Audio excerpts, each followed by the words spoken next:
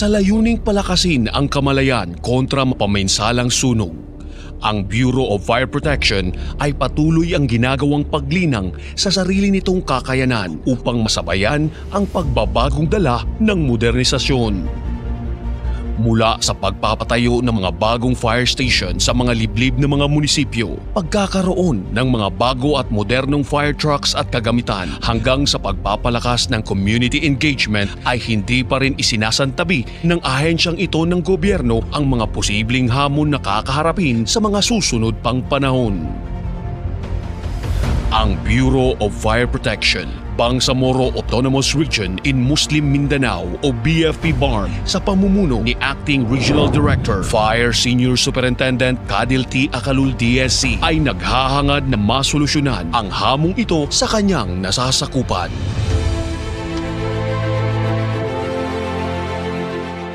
Ang BFP-BARM ay binubuo ng 1,272 aktibo at magigiting na mga bumbero. 906 dito ay mga kalalakihan at 366 naman ay mga kababaihan. Mula sa dating 87 fire trucks sa nakalipas na taong 2024, ang serviceable fire trucks sa pangangalaga ng BFP-BARM ay umabot na ngayon sa 74 sa taong kasalukuyan. Nasa pangangalaga din ngayon ng BFP-BARM ang 12 ambulances, 1 fireboat at 2 hazmat trucks. At sa ilalim ng liderato ni BFP-BARM Acting Regional Director, Fire Senior Superintendent Kadil T. Acalul DSC, 3 pang rescue truck ang ipinagkaloob sa BFP-BARM, bagay na nagpalakas sa kakayahan ng mga personel nito sa pagresponde sa sunog at sakuna.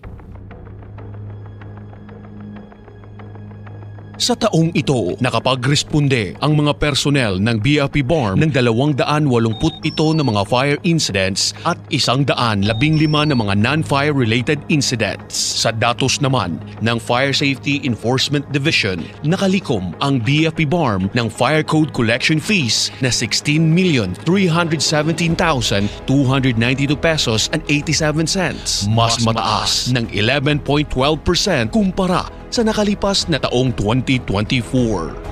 4,023,731 pesos .41 cents dito ay nagmula sa lungsod ng Cotabato. 5,421,312 pesos and 77 cents naman mula sa probinsya ng Maguindanao, habang ang probinsya ng Lanao del Sur ay nakalikom ng 3,359,278 pesos and 8 cents, samantala ang probinsya ng Basilan ay nakapagkolekta ng fire code fees na 1,366,186 pesos .50 cents at ang Sulu Province ay 1,546,148 pesos and 50 cents at ang probinsya ng Tawi-Tawi ay nakapagkolekta ng 600,635 na fire code fees.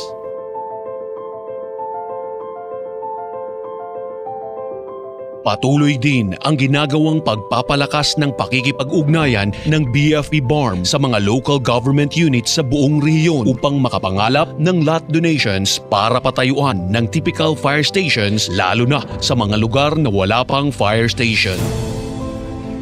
Sa unang 2 buwan pa lang ng taong ito 2025, 10 groundbreaking ceremonies na ang matagumpay na naisagawa at formal nang sinimulan ang konstruksyon ng typical fire station sa mga munisipyo ng Buldon, Datu Salibo at Sharif Saidona Mustapa sa lalawigan ng Maguindanao, Ganasi at Picong naman sa probinsya ng Lanao del Sur, Siasi, Lugos, Pangutaran at munisipyo ng Umar naman sa probinsya ng Sulu, habang sinimulan na rin ang konstruksyon ng bagong fire station sa munisipyo ng Simunul sa probinsya ng Tawi-Tawi at Datu Angal Fire Station naman sa lalawigan ng Maguindanao.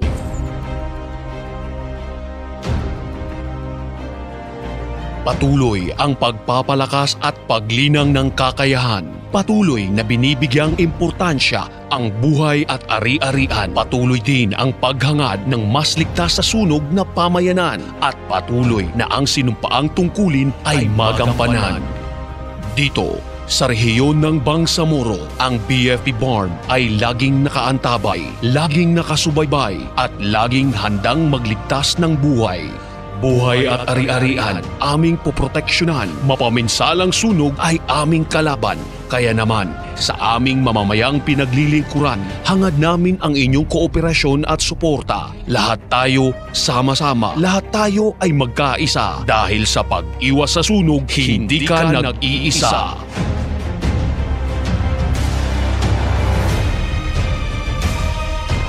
Dumating man ang unos at bagyo, yanigin man ng mga kalamidad at dilubyo, kailanman ay gagawa ng paraan ang pagbibigay ng serbisyo. Dahil kami, ang inyong bomberong Bangsamoro. Masipag ako!